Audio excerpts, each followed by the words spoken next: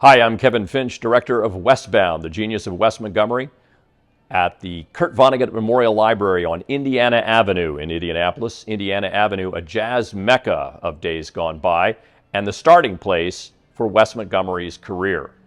For a long time, Wes's touring drummer was Billy Hart.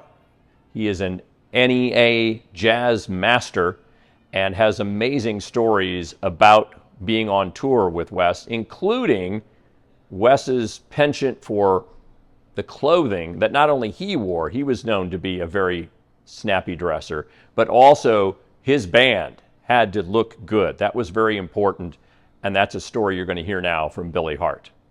And talking about how innovative Wes is, John Coltrane called him. Yeah, Now, what? right. Nobody's going past there yet. Nobody's going past there. That's right. And Wes would tell me, man, he said, why would Coltrane call me? See, up until that point, I thought him and Coltrane were like-minded. And you know what I'm saying? What do you mean you want to go over here and do this corporate stuff, this hip-hop stuff, and you've been playing with John Coltrane? Yeah, And then he said, well, I don't know why Coltrane would want me. I said, man, because you're in West Montgomery, that's why, Yeah. But he said, no, man. And some other stuff that happened, like we had uniforms in that band.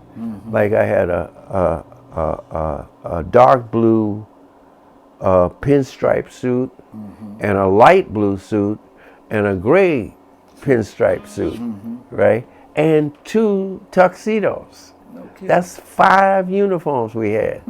And I think one other thing happened. I wore the wrong tie one time, and Wes got hot about that. He said, man, What you doing? yeah. He said, man, and I'm thinking to myself, man, this cat's watching what I wear. I mean, but he was like that. So, and again, it was like family. And I'm on salary now. Right. Now I really don't want to blow it. I said, oh boy, okay, I better get my uniform stuff. And I got one more story to tell you, because this is longer than 15 minutes now. It's okay. We're up in Boston, right? And like I told you, I was a bad little guy. So I ran into some, college cats up there and stuff. And so I was staying about 5 miles or 7 miles away from the club. And because this little kid that I know, he's a professional drummer to this day. He got me into Harvard's guest quarters. The guest quarters, you know what I mean, where Martin Luther King would have been or something. You don't get in there. Yeah. So now I'm in the guest quarters. But now, how am I going to get to work? So a lot of times I was hitchhiking to work. Okay. Well, I had my suit on and everything. Right. Hitchhiked to work. So I got there one time. I got there about 10 minutes before time to hit. I wasn't going to be late, but Yeah, I figured 10 minutes was cool. I walk in. Wes called me over to the table. He said, man, no, it wasn't even on the table. He said, come in the dressing room. So I walk in the dressing room. He said, you know something, Billy? Well, yeah, what? He said, you act like you don't really want this gig. Wes, what? Yeah.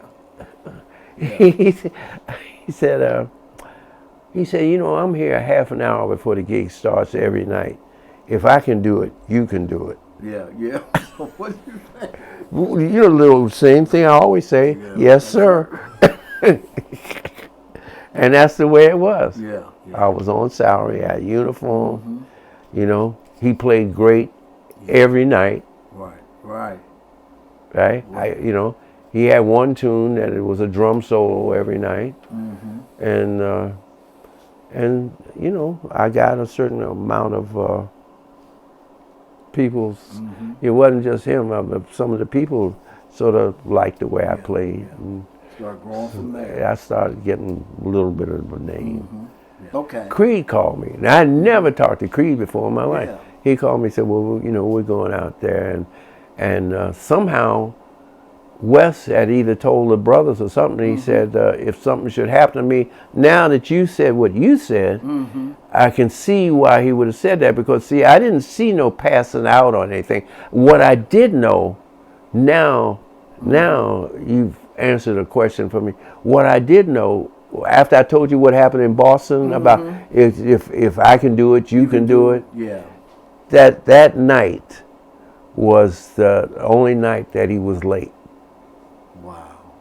And I thought, I said, man, Wes is never late.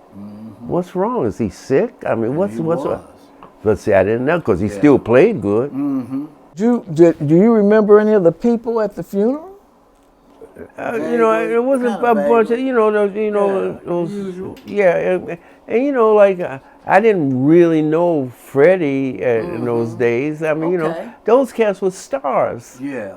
Okay. You know, those I guys, see. you know, they were, you know, I'm sure I recognized them, but I don't really remember because I was hurt.